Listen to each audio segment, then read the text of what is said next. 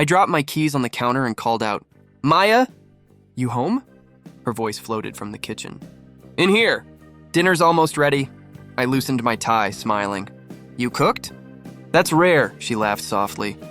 "Promotion dinner, remember? You promised wine." "Right." I grabbed the bottle from the fridge, the cheap one I'd been saving. Figured we'd celebrate properly. When I walked in, my smile froze. Mrs. Khan was sitting at the table, perfectly poised. That usual tight expression on her face. "Oh," I managed. "I didn't know we had company," Maya said quickly. "Mom just dropped by. Hope you don't mind." "Of course not," I lied, pulling out another glass. The more, the merrier. Mrs. Khan eyed me like she was inspecting a stain. "You look tired, Beta. Still working those late hours?" "Trying to keep up," I said, forcing a grin. "It's been busy lately." "Busy is good," she replied coolly. "But it should show in your paycheck, Maya sighed. "Mom, please." I tried to laugh it off. "I'll take that as motivation." We sat down. Maya served the food, butter chicken, my favorite. I reached for the bottle. "A toast," I said. "To Maya's promotion." "To Maya," Mrs. Khan echoed, her tone sharp enough to slice the air. Maya raised her glass without looking at me. "To progress," she murmured. We clinked glasses. I tried to start light conversation. "So what's the new position like?" She shrugged. "More meetings, more pressure, but worth it." "I'm proud of you," I said sincerely. "You earned it," Mrs. Khan smirked. "A wife earning more than her husband, and that's quite something," I chuckled awkwardly. "Guess I'll have to catch up soon." Maya didn't meet my eyes. "You've been saying that for years," she said quietly. The words stung, but I smiled anyway. "And I will. Just need time." Silence thickened. I focused on cutting my chicken, pretending everything was fine. Then Maya's phone buzzed.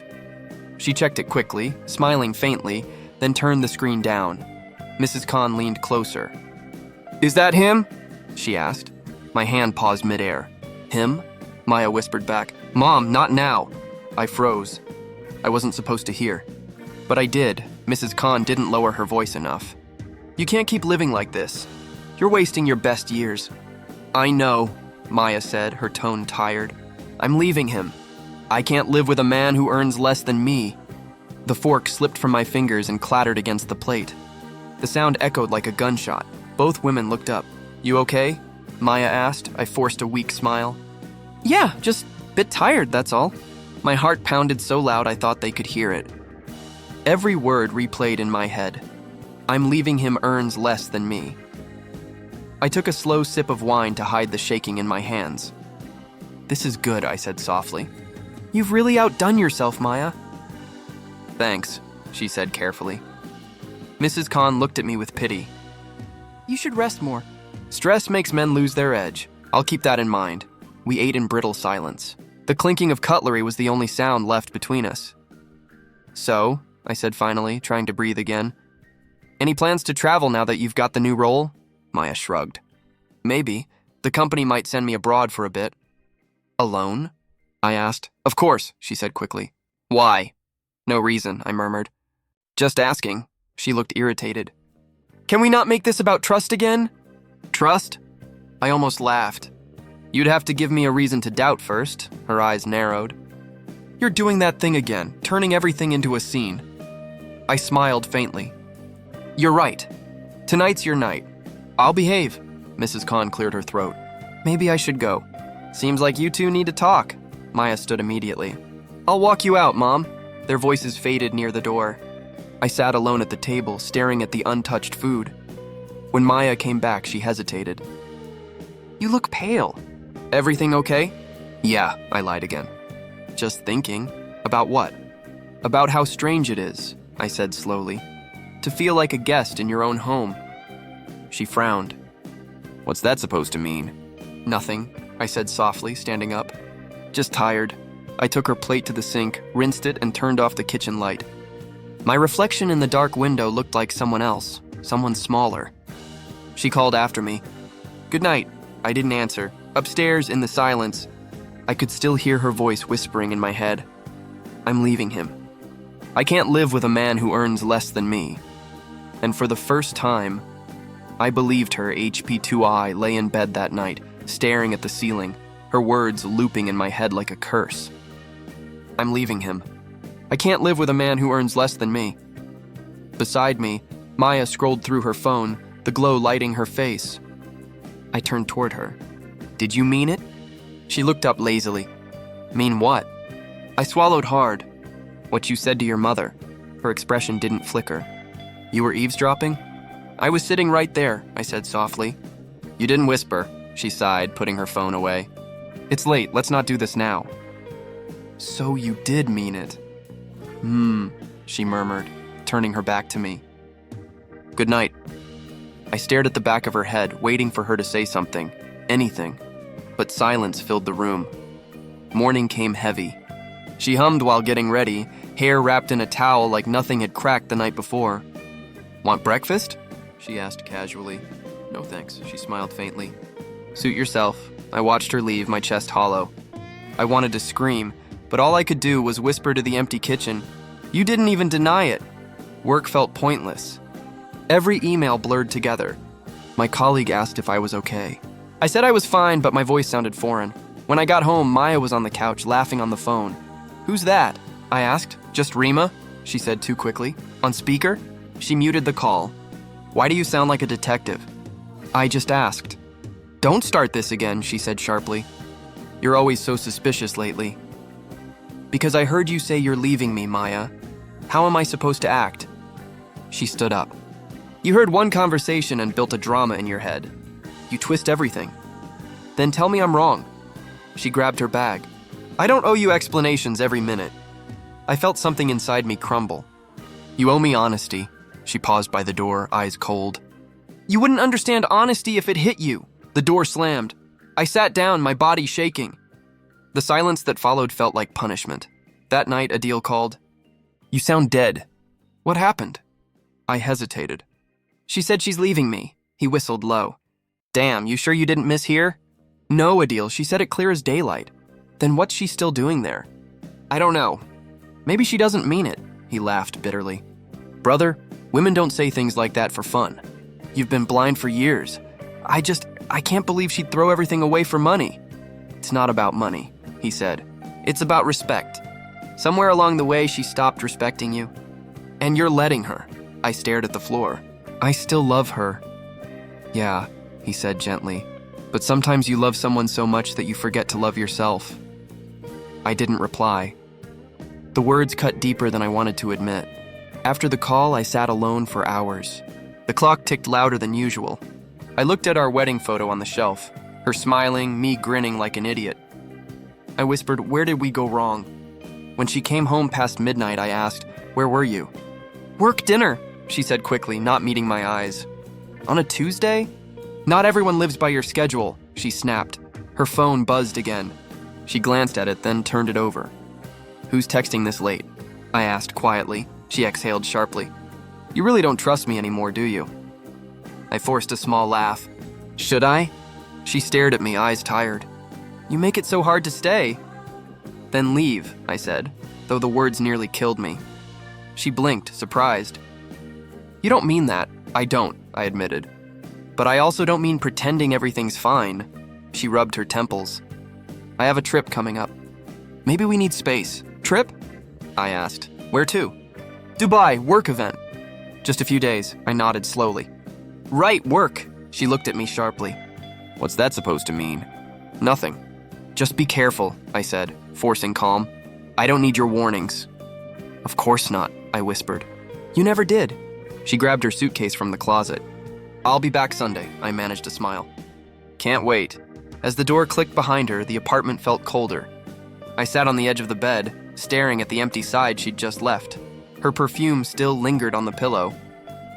I pressed my face against it, knowing the scent wouldn't stay long. I told myself she just needed space. That it was stress, not betrayal. That she'd come back. But deep down, I already knew the truth. She was leaving me, just like she said. And I was still pretending I hadn't heard. The days crawled by slower than ever. I woke up alone, ate alone, worked like a ghost. Maya's absence felt louder than her presence ever did. Adil called one evening. She texted you yet? No. Check her socials, he said. You'll see what's really going on. I rubbed my eyes. I'm not that guy, Adil. I don't spy, he scoffed. You call it spying. I call it facing reality, I hung up. But his words stuck like a splinter. That night, I opened Maya's profile. My thumb trembled before the screen loaded. And there it was, Dubai Maya, my wife, smiling beside a tall man in a suit. His hand was on her waist like it belonged there. The caption read, "New beginnings and bright skies." My vision blurred. I clicked his name, Rayhan Qureshi, Regional Director, Elixir Group. Her boss, I whispered, "New beginnings, huh?" And slammed the phone down. The next few days were hell. Every time I closed my eyes, I saw her laughing beside him. The image looped until sleep became impossible. When she finally texted, my heart jumped. Landing tonight, I typed back, "I'll pick you up." Her reply came quick, "Don't bother. I'll manage." I waited anyway. She arrived past midnight, rolling her suitcase in, dressed perfectly, makeup flawless. Not a hint of guilt. "You didn't have to wait," she said, brushing past me. "I wanted to," I replied quietly. She nodded, heading to the bedroom. "I'm exhausted. Can we talk tomorrow?" "No," I said, stepping closer. "We're talking now," she sighed, unzipping her bag. "Please don't start. I'm not in the mood." I pulled out my phone and showed her the screen. "You didn't go for work." She froze for half a second, then smiled faintly. "You finally looked." "Maya," I said, my voice shaking. "Why him?" She turned toward me, arms crossed. "Why not him?" "Because he's your boss." "He's more than that," she said simply. "He listens. He understands me. I've been understanding you for years." "No," she said coldly. "You've been tolerating me." I felt my throat tighten. "That's not true, isn't it?" she asked. "You work yourself half to death and still come home empty. I needed someone who made me feel alive again." "Alive," I repeated, half laughing. "So that's what you call it?" She tilted her head. "You wouldn't get it." My chest burned. "After everything we've built, you throw it away for a man with a title?" "It's not about titles," she snapped. "It's about how he makes me feel. You make me feel stuck." I stared at her, speechless. "You were supposed to be my partner," I said finally. "Not my judge," she shrugged. "Maybe you should have thought about that before you got comfortable." I took a step back, my hand shaking. "Comfortable? Maya, I've bled for this life." She turned away, pulling clothes from her bag. "And yet you still can't afford peace of mind." The glass in my hand shattered against the floor before I even realized I'd thrown it. She didn't flinch. "Not even a blink. You done?" she asked. I stared at the shards glittering between us. "You're not sorry at all, are you?" "Sorry for what?" she said softly. "For wanting more?" I laughed bitterly. "You wanted more, fine. But you didn't have to humiliate me." "You humiliated yourself," she said, "by settling for less." Something inside me cracked open. "I loved you," I whispered. "I still don't," she interrupted. "Don't make this harder than it is." I looked up at her, desperate. "So that's it? Years of marriage end in a hotel room caption?" She sighed. "You're being dramatic again." I clenched my fists. "And you're being heartless." "Maybe," she said quietly. "But I'm being honest." "Honest?" I spat. "You lied to me." "I lied to myself first," she replied. "I kept pretending I was happy when I wasn't." I took a deep breath, trying to steady my voice. "Then why didn't you just leave?" "I tried," she said, looking away. "But you kept making me feel guilty. You made it sound like I was abandoning you." "You are abandoning me." She looked back, eyes dry, voice calm. "No, I'm setting myself free." For a moment, neither of us moved. The air between us felt poisonous. "You'll regret this," I said quietly. "Maybe," she answered. "But not tonight." She walked past me, her heels clicking like hammer blows. "Maya!" I called out. She paused at the door. "What?" "You loved me once," I said. Her expression softened for a split second. "I thought I did." Then she left. I stood there, surrounded by silence, shards of glass, and the ghost of a woman who once promised forever.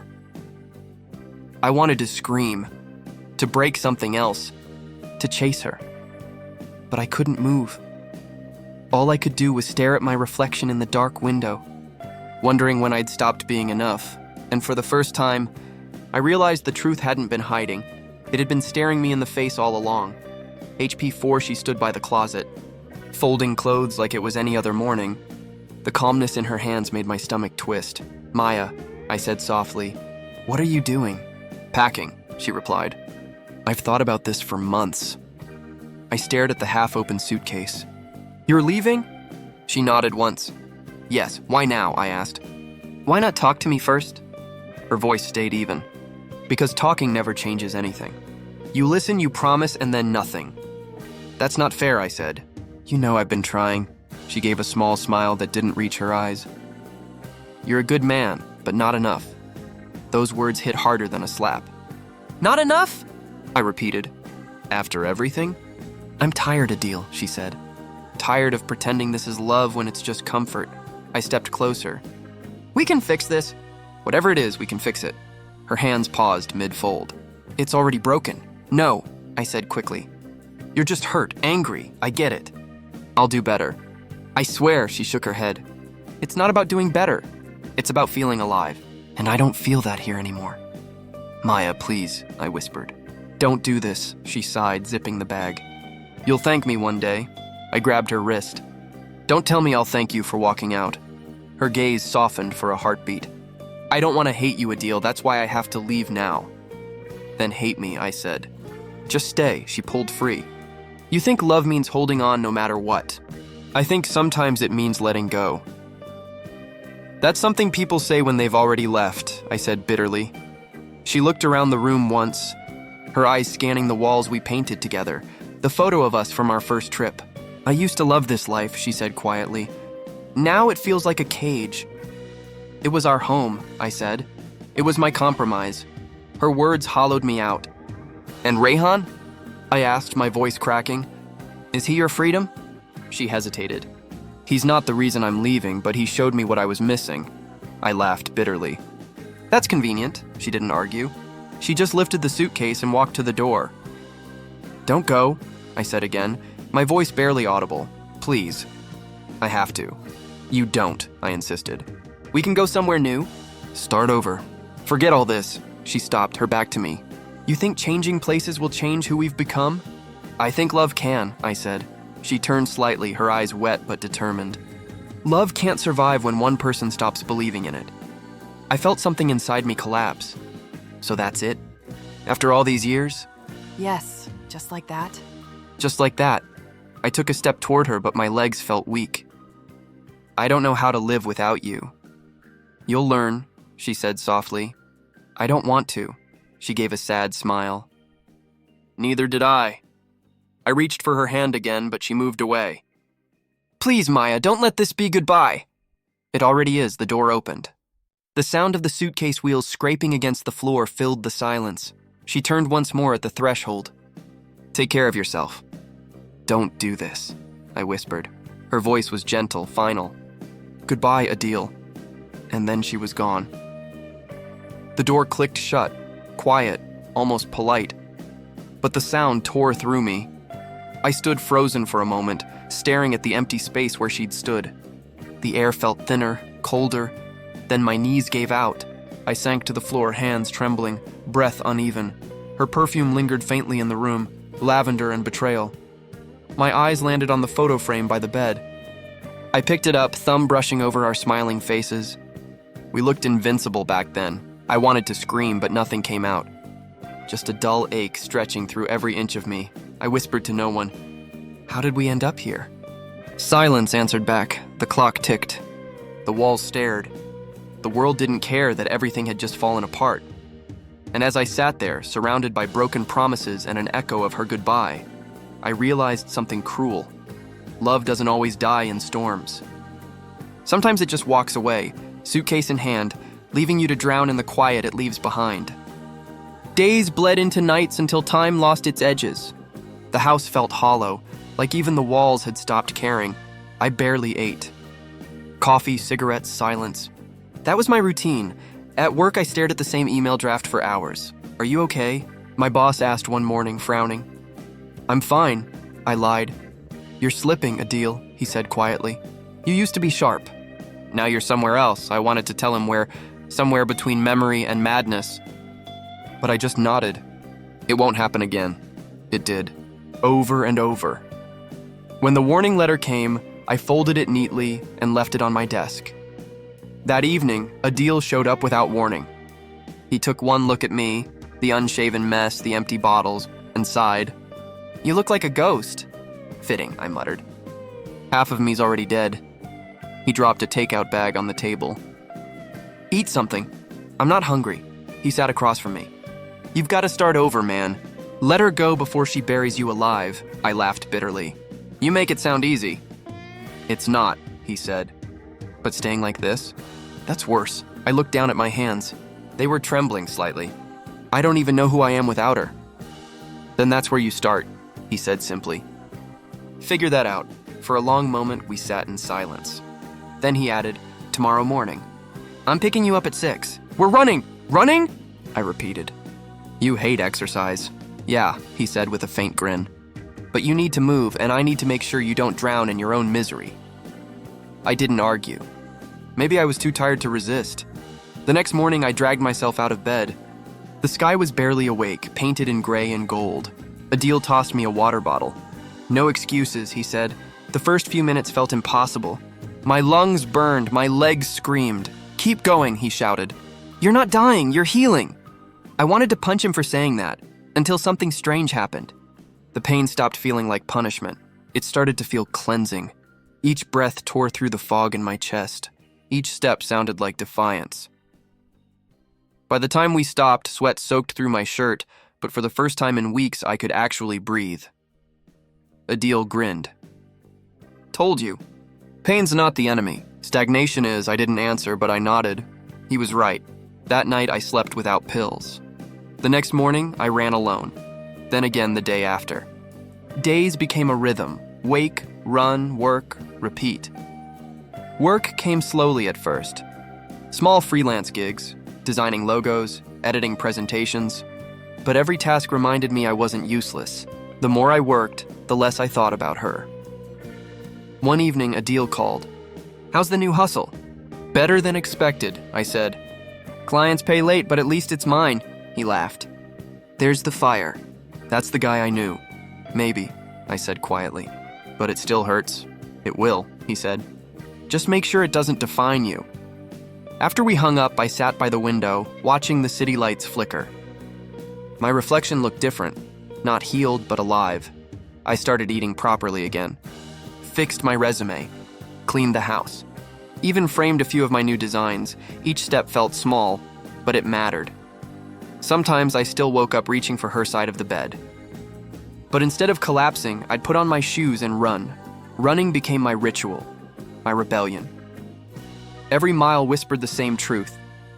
I was still here. One morning, as I slowed to a stop near the park bench, my phone buzzed. A text from Maya. "Can we talk?" My breath caught. For a long time, I just stared at the screen. The letters blurred, shifting between memory and temptation. A dozen replies ran through my head. Anger, longing, forgiveness.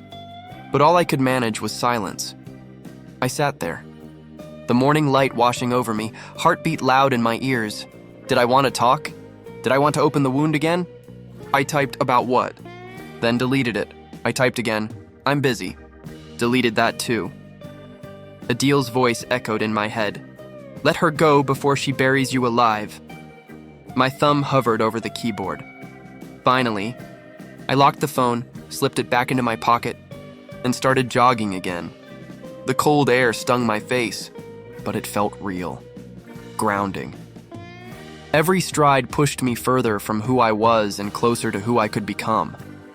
I didn't know if she'd text again. Maybe she would. Maybe she wouldn't. But for the first time since she left, I wasn't waiting for her to decide the next chapter of my life. This time, I was running toward it myself, and as the sun climbed higher, burning through the morning haze, I felt it. That fragile, unfamiliar thing beating in my chest again. Hope DHP6. The cafe smelled like burnt coffee and old memories. I spotted her near the window, Maya. Same face, but something in her eyes was gone. The glow, the arrogance, the fire, all dimmed. She looked up and forced a smile. "Hi," I sat down slowly. "You wanted to talk?" "Yes." Her voice cracked. "Thank you for coming." I folded my hands. I wasn't sure I should. She nodded, staring at her untouched cup. You look different. Running does that, I said flatly. And peace. She flinched a little. You seem okay? I am. Silence. Heavy, awkward. The kind that used to never exist between us. Then she whispered, I made a mistake. I didn't react. Just watched her twist her fingers, waiting for her to continue. Rahan's not who I thought he was, she said. He used me. I leaned back, letting the words sink in. Used you? Her voice trembled. He promised we'd build something together. That I'd be part of his company, his future. But once he got what he wanted, he moved on. There's another woman now, I stared at her, calm. Too calm. I warned you, she laughed bitterly, wiping her tears. You did. God, you did. But I didn't listen. No, I said quietly. You listened. You just didn't care. She looked up sharply. That's not fair, I smiled faintly. Neither is betrayal. Her lips quivered. You think I don't regret it? Every single night I think about what I threw away. You were good to me. You always were. Good, I repeated, the word tasting like ash. You left me for a man who made more money. What does that make me now? A lesson? Tears welled in her eyes. Can't we start over? My heart stuttered. For a second, I saw the woman I once loved, laughing at my terrible jokes, stealing my fries, whispering promises under city lights. But that version of her was gone. I took a slow breath. Do you even know what you're asking? I'm asking for a chance to make it right, she said. I miss you, Adil. I miss our home. I miss who I was with you. You miss who you were, I said, my tone sharper now. You don't miss me. You miss the comfort. That's not true, she snapped, eyes glistening. I loved you. You loved the idea of being better than me, I said. You said it yourself. You couldn't live with a man who earned less than you. Her tears spilled. I didn't mean it like that. I was angry, confused. No, I said softly. You meant it exactly like that. She buried her face in her hands, her voice breaking. I ruined everything. For the first time, I didn't feel rage. I didn't even feel pity. Just distance, quiet, solid, liberating. I spent months hating you, I said. Then I realized you did me a favor. She blinked at me. A favor? Yeah, I said. You taught me what self-respect costs and what it's worth. She shook her head slowly. You've changed. I had to. The waiter came by asking if we wanted anything else. She shook her head. I just said, the bill, please. When he left, she whispered, is there really no chance? I looked at her. The woman who'd broken me, rebuilt me, and didn't even realize she'd done both. I'll always wish things were different, I said quietly. But I can't go back to being the man who begged you to stay. She stared at me, stunned. So that's it? That's it. Her eyes filled again. You'll find someone else, won't you? Maybe, I said. Or maybe I'll just find myself. That's enough for now. She looked down, voice trembling. I hope she never hurts you like I did. I won't let her, I said simply. Because I won't lose myself again. For a moment, she just stared, like she was seeing me for the first time. Then she nodded. Goodbye, Adil. Goodbye, Maya. She stood hesitating, then walked out. No dramatic tears this time, no slammed doors, just quiet footsteps fading into the hum of the cafe. I sat there for a while, watching her disappear through the glass. My chest ached, but it wasn't pain. It was closure. I smiled faintly and whispered to myself, You were right, Adil. Let her go before she buries you alive. Then I paid the bill, stood up and walked out into the sunlight, lighter than I'd been in years. Success came quietly. No grand announcement, no sudden miracle, just long nights, silent mornings, and the steady rhythm of persistence. What started as small freelance gigs grew into something bigger. Clients trusted me. Projects multiplied. My inbox was no longer empty, it overflowed. One afternoon, I got a call from a corporate director named Salman. Adil, we've seen your work, he said. We'd like you to lead our new digital campaign. It's urgent. The last agency failed us. I agreed, not knowing until later that the last agency was Rayhan's company. When I saw the name in the contract file, I just laughed. Karma's punctual today, I muttered. Months later, the campaign launched, and it blew up. Media covered it, clients praised it, and suddenly, I wasn't the man who'd been left behind. I was the man people wanted to work with. Then came the corporate event, a gala dinner celebrating the success of the project. I almost didn't go, but Adil insisted, "You earned this, man. Don't hide now," so I went. Dressed in a black suit that actually fit me this time. The ballroom buzzed with laughter and clinking glasses. I moved through the crowd, shaking hands, smiling politely. Then I saw them, Maya, Rayhan. They stood across the room, perfectly visible, perfectly uncomfortable. Maya's hair was shorter, her eyes heavier. Rayhan still wore that self-satisfied grin, but even from a distance, I could sense the cracks. I felt nothing. No anger, no ache, just stillness. The director, Salman, spotted me and waved. "Adil, the man of the hour!" People turned. Applause followed. I caught Rehan's smirk falter, just slightly. Salman continued, "When our last partner failed, Adil here stepped in and saved the account. We owe him big time." Laughter, nods, claps. Rehan looked like he wanted the floor to open up. I raised my glass slightly. "Just doing my job," I said. After the speech, I headed toward the bar. I needed air, and something stronger than coffee. Behind me, a familiar voice said, "Didn't think we'd see you here." I turned.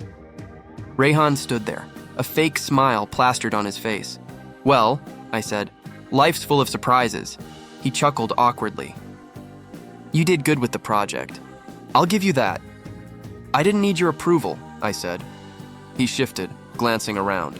"Listen, man, I didn't mean for things to get messy." "Maya, don't," I interrupted. "You don't get to say her name like it's casual." He raised his hand slightly. "She still talks about you, you know." I met his eyes and smiled faintly. "Keep her. You deserve each other."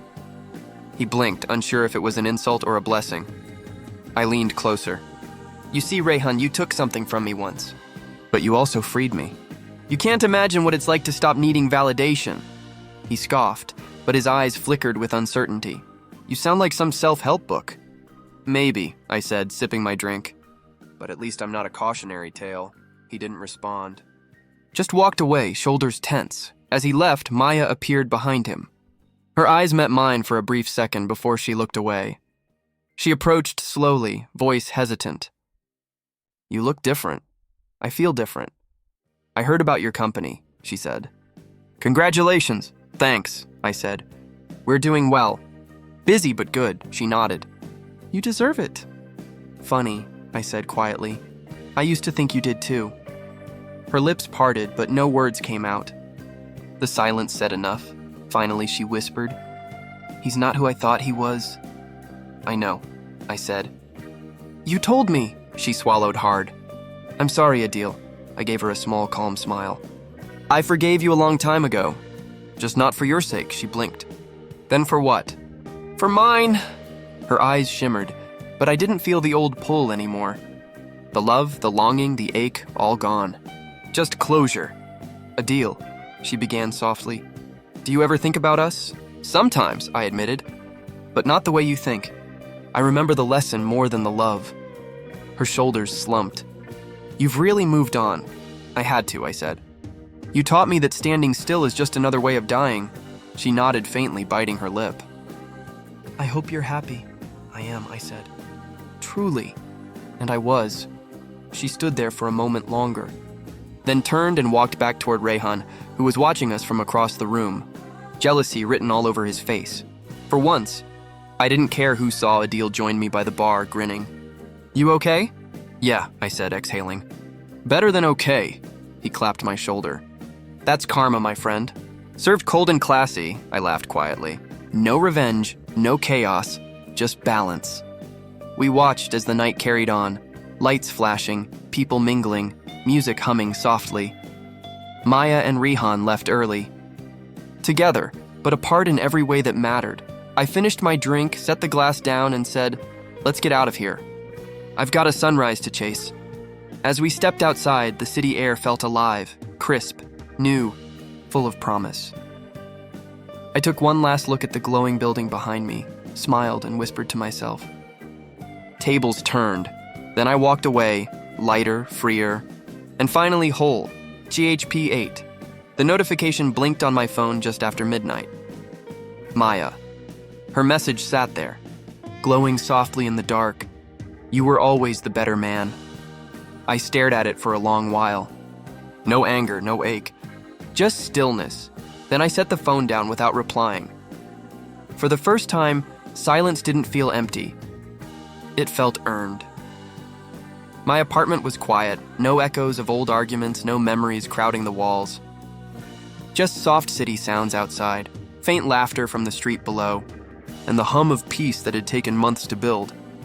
I leaned back on the couch, the dim light washing over the room, my small sanctuary. Not perfect, but mine. The door knocked once, then again harder. Adil, open up, I smiled. Only one person knocked like that. Adil stepped in, carrying a paper bag and 2 cups of coffee. You didn't answer your phone, he said. I didn't feel like talking. He dropped the bag on the table. Then lucky for you, I'm here to talk enough for both of us. I laughed quietly. You never change. Someone has to make sure you're not turning into a monk, he teased, sitting beside me. New place suits you, though. You finally look peaceful. I am, I said simply. He took a sip of coffee, watching me. So did she message again? I nodded toward my phone. Just one line, he frowned. You didn't reply? No, he blinked. Not even a full stop? A take care? Something? I thought about it, I admitted. But then I realized some things end better in silence. He leaned back, crossing his arms. You've changed, man. Old you would have written a 3-paragraph reply full of emotion. Old me wanted closure, I said. New me doesn't need it. He smiled faintly. You sound like a therapist. Maybe pain teaches faster than therapy. Adil studied me for a moment. Still think love's worth it? I looked at the steam curling up from my cup. Only when it's mutual, he nodded slowly. Fair. Silence stretched between us, calm and comfortable. It wasn't the kind that demanded words. It was the kind that healed. After a while, he said, You know, I never liked her for you. I chuckled. You told me that 100 times. Yeah, but you never listened. I had to learn it my way, I said. Some truths only stick when they hurt. He tilted his head. You regret it? I shook mine. No, I regret losing myself more than losing her. But I found myself again, that's enough, he grinned. Look at you, all philosophical. Next thing I know, you'll be writing a book. Maybe, I said with a shrug. Title it How Silence Saved Me, he laughed. I'd buy that. We sat there sipping coffee, watching headlights trail across the window glass. Outside, the city pulsed with life, but inside it was just peace. Adil eventually stood. All right, Monk. I'll leave you to your thoughts. Don't forget we're meeting the team tomorrow. I won't. He gave my shoulder a light tap. Proud of you, man. Not for moving on, for knowing when not to look back, I smiled. Thanks. After he left, I walked to the window. The night breeze carried faint sounds, cars, laughter, the heartbeat of the city that never paused for anyone. I stood there, letting it wash over me. For so long, silence used to hurt. It used to echo with memories, with all the things I wished I'd said, all the chances I'd lost. But now it was different. It wasn't the sound of emptiness, it was the sound of freedom. I whispered to myself, this is peace. The phone blinked once more on the table, that same unread message still there. I didn't move to check it. It no longer pulled me. Instead, I looked out the window again, at the stars faintly visible beyond the city haze. I thought about everything I'd been through. Love, loss, anger, revenge. And how it had all led to this. Quiet, steady acceptance. Maybe life wasn't about getting what you wanted. Maybe it was about learning what to let go of. I smiled to myself. The silence said everything I needed, and for once I didn't need to answer back. The evening air was cool as I pushed open the door to the restaurant. The same golden lights, the same faint music, the same scent of roasted herbs. Everything felt frozen in time. Only I wasn't. The waiter recognized me. Table for one? I nodded. Same corner as before. He smiled politely and led me there. The corner booth, where everything had once shattered. The night Maya had laughed, and I'd thought we were fine. The night I learned how easily love could lie. I sat down, fingers tracing the edge of the table. The memory didn't sting anymore. It simply existed, like an old scar that no longer hurt when touched. When the waiter returned, I said, "A glass of red." "The one I ordered that night," he hesitated. "The Merlot?" "Yeah," I said. "That one." As he walked away, I leaned back, watching people talk and laugh around me. Couples clinked glasses. A woman brushed her partner's sleeve affectionately. For a second, I envied their innocence. Not because they had love, but because they still believed it couldn't break. The waiter placed the glass before me. I lifted it slowly, the deep red catching the light. I smiled faintly. "Cheers," I whispered to no one. The first sip was smooth, familiar. Yet tonight it didn't taste like loss. It tasted like understanding. I could almost hear Adil's voice in my head. "You finally made peace with your ghosts, huh?" He'd be right. I stared into the glass, speaking quietly to the reflection that stared back. "You're not the man who begged anymore. You're not the man who waited for validation. You survived the storm." The waiter approached again. "Would you like to order dinner, sir?" "Not yet," I said. "I'm still finishing my past." He gave a confused smile and walked off. I chuckled softly. It felt good to laugh in the same place where I'd once broken. My phone buzzed in my pocket. A message from an unknown number. Probably her again, or maybe just a reminder of how far I'd come. I didn't open it. Instead, I looked around the room, remembering that night in fragments. Maya's perfume, her laughter, the way she'd looked at me, and then looked past me. I whispered, "You taught me everything I needed to know, not in bitterness, but in truth, because losing her had forced me to meet myself, the self I had buried beneath compromise and fear. The one who'd learned to stand alone and not feel small." I thought about all those nights I'd spent rebuilding. Every jog at dawn, every sleepless night coding projects that no one believed in. Every small victory that whispered, "Keep going." It all led here, not to revenge, not to regret, but to realization. When the waiter returned again, I smiled and said, "Bring the bill." He nodded. "Right away." As he left, I took one last sip of wine and set the glass down gently. "I'm not angry anymore," I whispered. "Not at her, not at myself." I leaned back, letting the soft music fill the silence. Somewhere between heartbreak and healing, I had learned to love solitude. When the bill arrived, I paid in cash. "Keep the change," I said. "Thank you, sir." I stood up, sliding my jacket on. My reflection in the restaurant mirror caught my eye. Older, calmer, stronger. The man who had once shattered now stood whole. At the door, I paused and looked back at the table, empty now except for the half-finished glass of Merlot. Once, that table had witnessed my ruin. Tonight, it bore my rebirth.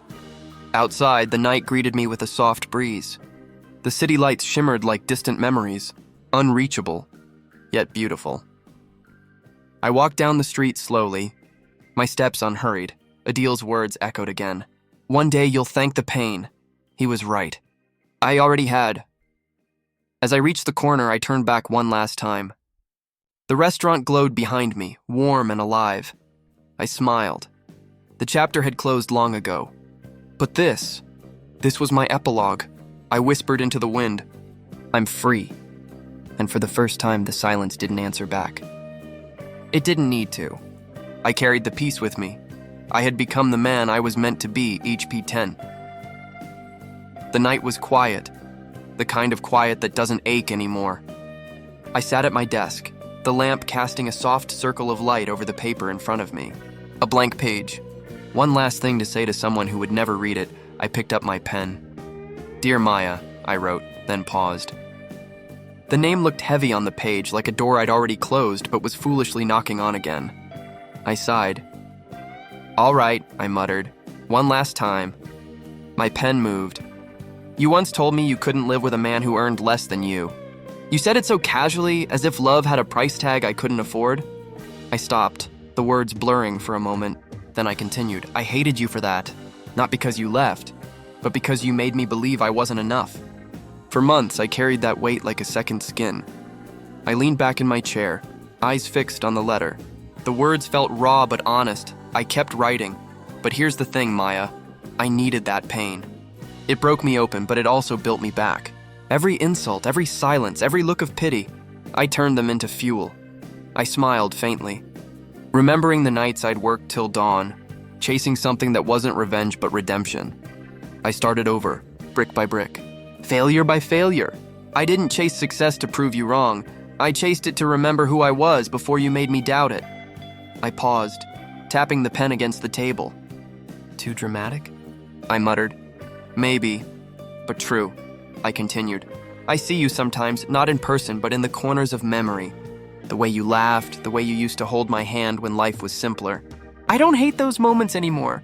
They remind me that I was capable of loving deeply, even if you weren't capable of staying. My chest loosened as I wrote. I want to thank you. Yes, thank you for leaving when you did.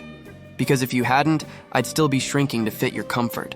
I'd still be defining my worth by someone else's approval. I read the line again and smiled. You'd hate that one, I whispered. The next lines came easier. I thought success would taste sweet, but it doesn't. It tastes peaceful. I built something real, something mine. I earn more now than you could have ever imagined, but that's not the victory I'm proud of. I hesitated, then wrote the final paragraph slowly. My victory is that I don't need you to see it. I stared at the words. That was it. That was everything I had left to say. For a moment, I imagined her reading it, maybe crying, maybe not. Maybe laughing. It didn't matter. The letter wasn't for her. It was for me. I folded the paper once, then unfolded it again. My fingers tore through the center gently, then again, until the letter became fragments of white. One by one, I carried them to the balcony. The city lights blinked below, indifferent but alive. I opened my hand. The torn pieces fluttered away, catching the night breeze. Goodbye, I whispered. The word didn't echo. It simply disappeared into the quiet, carried somewhere I'd never go again. I stood there for a while, watching until every scrap vanished. Then I went back inside, poured myself a glass of water and sat down. My desk was empty again, like a clean slate. I exhaled, slow, steady, free. My phone buzzed on the table. I didn't check it. For once, I didn't need to.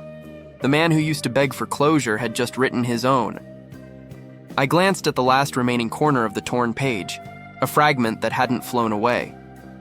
It held one word: Maya. I smiled softly and flicked it into the air. Fly too, I said quietly. You're not mine anymore. The wind caught it, and it vanished like the rest. And in that moment, surrounded by nothing but silence and peace, I realized I wasn't saying goodbye to her. I was saying goodbye to the version of me who once needed her. That was my victory. That was my freedom.